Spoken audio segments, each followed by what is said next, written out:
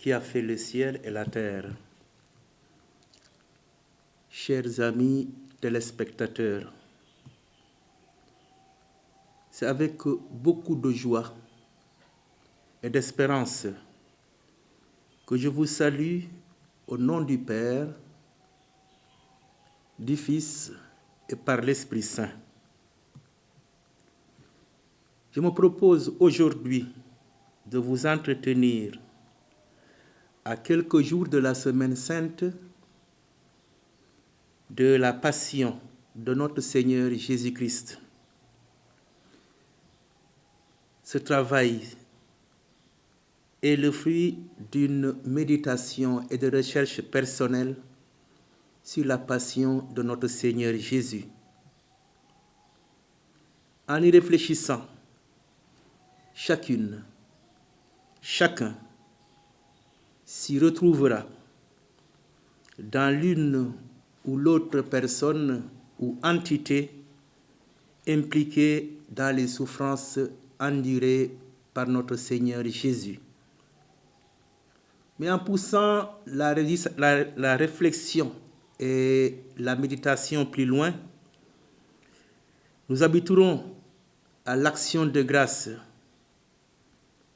et nous pouvons sans doute nous exclamer: merci Père éternel, Père de notre Seigneur Jésus, merci d'avoir permis la passion de ton Fils. Merci pour son sang versé. Merci pour son silence. Merci pour le mystère de la rédemption. Merci pour la victoire de la vie sur la mort, de la lumière sur les ténèbres. Chers amis, une semaine avant sa mort, Jésus, selon les évangiles, monte à Jérusalem pour y célébrer la Pâque. Comme d'autres milliers de Juifs venus de toute la diaspora, Jésus, qui compte déjà un bon nombre de disciples, commence à être, sinon gênant, du moins inquiétant pour les autorités locales juives. Mais on a quelque part peur de lui. La fête des pains sans levain, qu'on appelle Pâques, approchait. Les grands prêtres et les scribes cherchaient la manière de le faire supprimer, mais ils craignaient le peuple, nous dit saint Luc dans son chapitre 22e, les versets 1 à 2. Jésus est quelqu'un qui gêne, il dérange. Et je m'en vais ici livrer quelques faits qui l'auront directement conduit vers la mort. Il y a d'abord la question du blasphème. Non content de violer le sabbat, Jésus appelle Dieu son propre Père, faisant ainsi de Dieu son égal. C'est ce que lui reprochent les Juifs dans l'évangile de Jean, chapitre 5, verset 18. Il y a ensuite, deuxièmement, la question du temple. Non seulement, pendant son ministère public, il s'en était violemment pris aux vendeurs d'animaux et renversé les tables des changeurs autour du temple, ce qui pourrait à juste titre être considéré comme un crime socio-économique. Mais il va, lui, Jésus, jusqu'à annoncer la destruction prochaine du temple. Ce temple fait de main d'homme. Je cite les témoins, ses accusateurs, lors de son interrogatoire. Nous l'avons entendu dire, en 3 jours, j'en bâtirai un autre qui ne sera pas fait de main d'homme, disent ses accusateurs devant le Sanhédrin en Marc 14, verset 58. Il leur reproche en plus publiquement d'ignorer la quintessence de ce haut lieu de culte. Il dit, je cite, « N'est-il pas écrit, ma maison sera appelée maison de prière pour toutes les nations, mais vous en avez fait un repère de brigands. » En Marc 11, 17. Le comble adviendra avec la résurrection de Lazare. La résurrection de Lazare viendra ensuite mettre le feu aux poudres. Les grands prêtres et les pharisiens réunirent alors un conseil et dirent, « Cet homme opère beaucoup de signes. Si nous le laissons continuer ainsi, tous croiront en lui. Les Romains interviendront et ils détruiront notre saint lieu et notre nation. » Jean chapitre 13, 47, 48. Ainsi donc, les ingrédients étaient dès lors suffisamment réunis dans la cuisine des autorités pour passer le cas Jésus à la casserole. Quelques repères historiques. Les historiens avancent 2 dates possibles pour cet événement, qu'est la passion de Jésus. C'est le vendredi 7 avril l'an 30 ou le vendredi 7 avril l'an 33. C'est la première de ces dates qui est généralement retenue par les théologiens. Jésus est enterré le jour même avant le coucher du soleil et le début du sabbat. Il avait sans doute 35 ou 36 ans et non 33 ans, comme on a longtemps cru, à cause de l'erreur attachée à sa date de naissance, fixée à l'an 0, alors qu'il est né avant l'an -4, date de la mort d'Hérode le Grand. Je cite un théologien allemand qui dit ceci. Avec la crucifixion de Jésus, se termine la vie de Jésus et commence l'histoire du christianisme. Joseph Klausner. Mais que s'est-il passé une semaine avant la mort de Jésus, surtout à partir du jeudi saint et le vendredi saint, jour de sa crucifixion? Quelques citations. La passion de Jésus nous guérit. Par sa passion, le Seigneur prend nos blessures. Les souffrances du Christ guérissent nos orgueils. La passion du Christ fait fondre d'amour les cœurs durs, disait saint Bonaventure. Autre citation que j'emprunte au pape Saint Léon le Grand.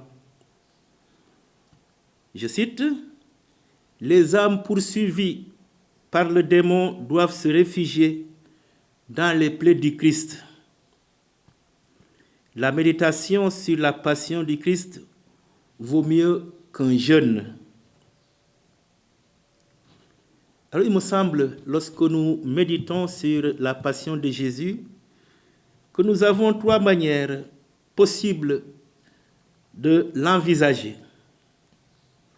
La première, c'est la thématique de la victoire du Christ. Ce premier aspect nourrit notre espérance et nous rend plus forts. C'est comme qui s'inscrit dans la logique du « après la pluie vient le beau temps ». Par sa résurrection, Jésus nous ouvre les portes de la plénitude de la vie. La passion de Jésus postule déjà l'Alléluia de Pâques. Le temps de carême et la passion de Jésus peuvent être vécus dans la joie. encore une fois, thématique de la victoire. Le deuxième aspect est lié à la joie dans l'amour. Il n'y a pas de plus grand amour que de donner sa vie pour ce que l'on aime. C'est ce que Jésus lui-même nous a appris. Si le Christ a souffert par amour pour moi, je suis moi aussi appelé à aller au-delà des souffrances que je pourrais rencontrer sur le chemin de l'amour. Et Dieu seul sait que nous en rencontrerons toujours, chaque fois. Lorsqu'on emprunte le chemin de l'amour, l'opposé de l'amour nous poursuit et vient lutter contre nous. Ne l'oublions pas.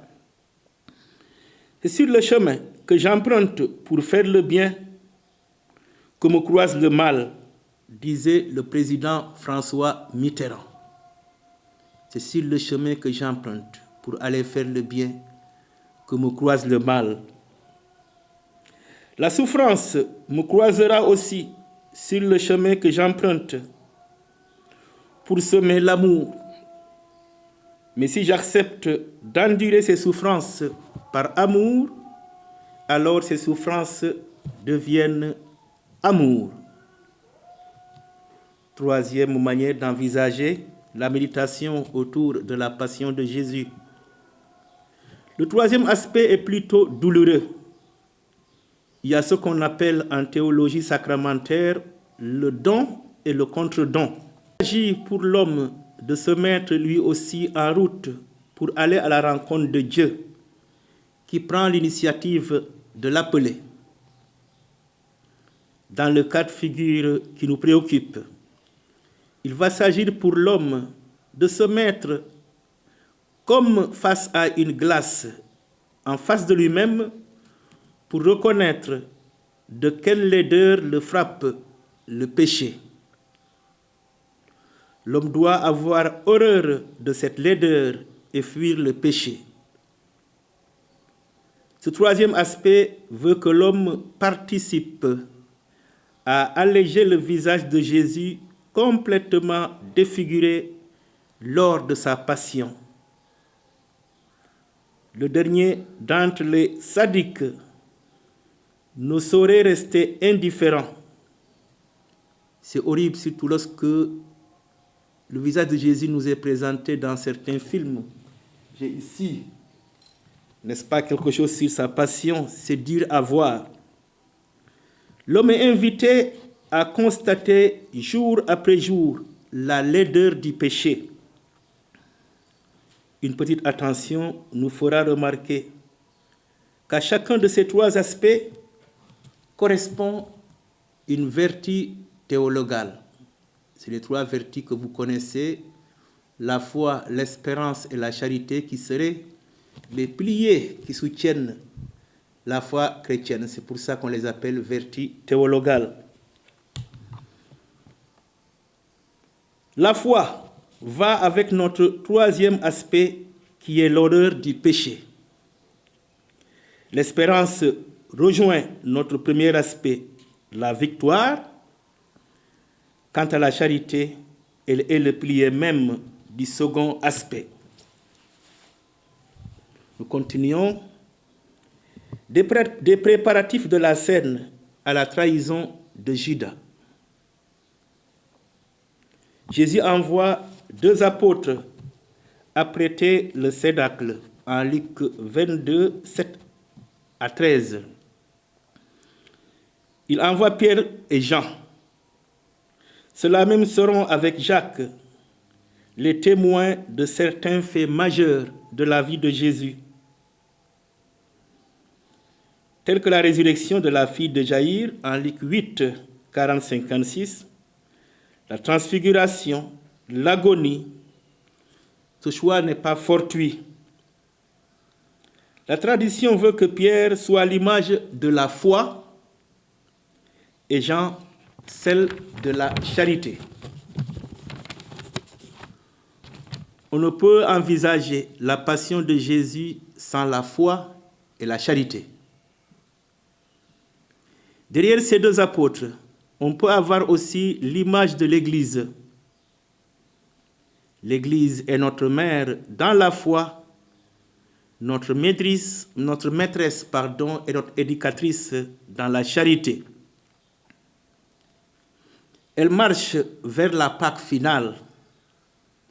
Ce sont les piliers que sont la foi et la charité qui y mèneront ses fils.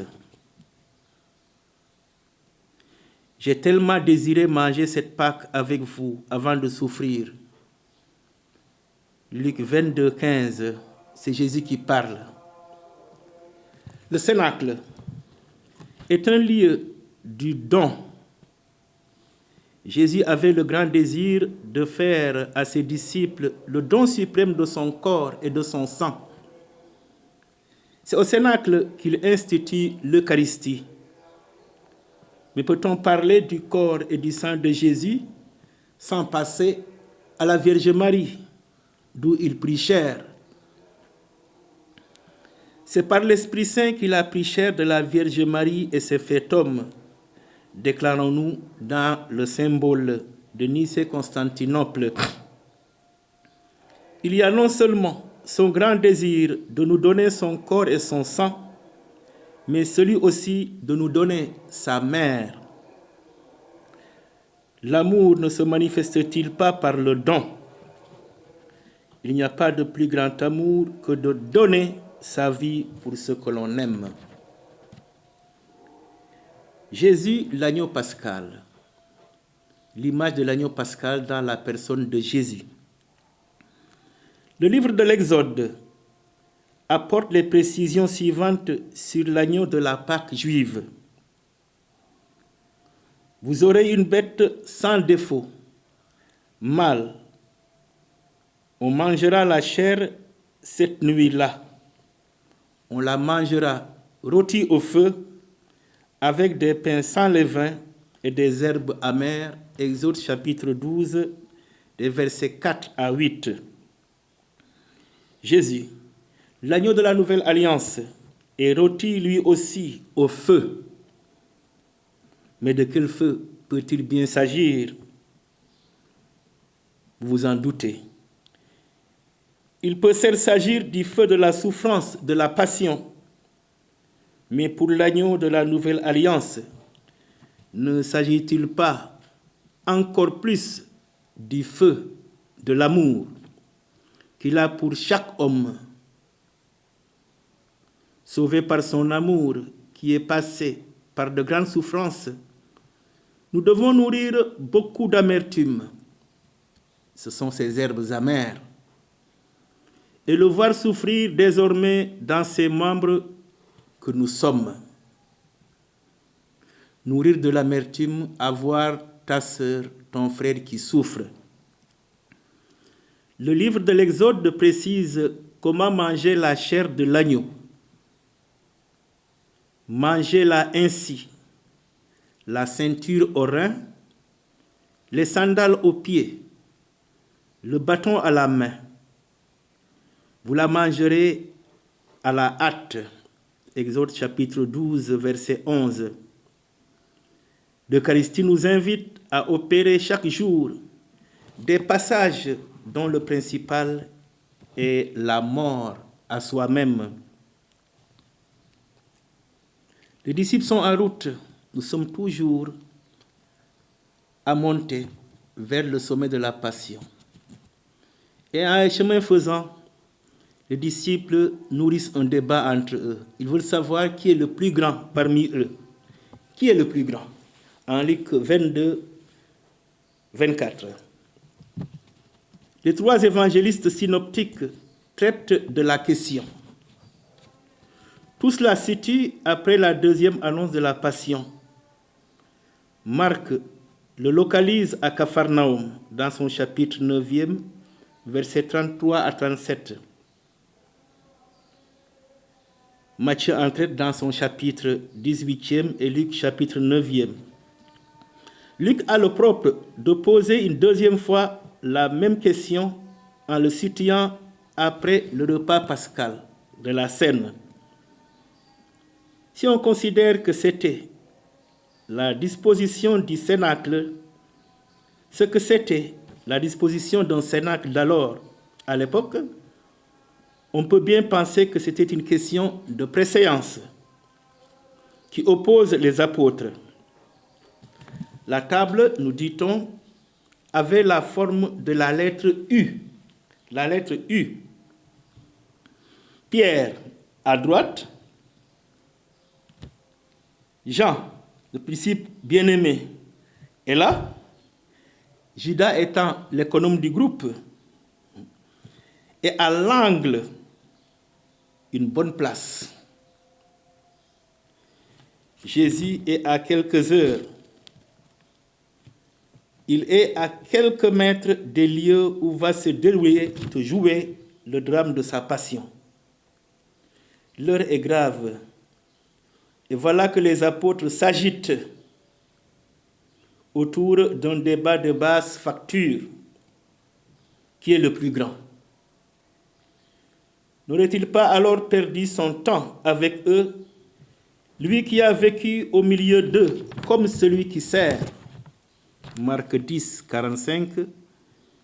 Il peut bien les recadrer et les ramener à ce qui constitue le socle de sa mission, le service. C'est ce que fait Jésus. Il leur dit, je cite, que le plus grand parmi vous prenne la place du plus jeune et celui qui commande la place de celui qui sert. Jésus envisage la mission de ses disciples en général et celle de ses apôtres en particulier.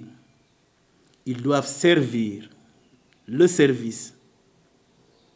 Cet appel lancinant frappe de plein fouet les consacrés qui, comme Jésus, ont déclaré leur vie pour leurs frères et pour leurs sœurs.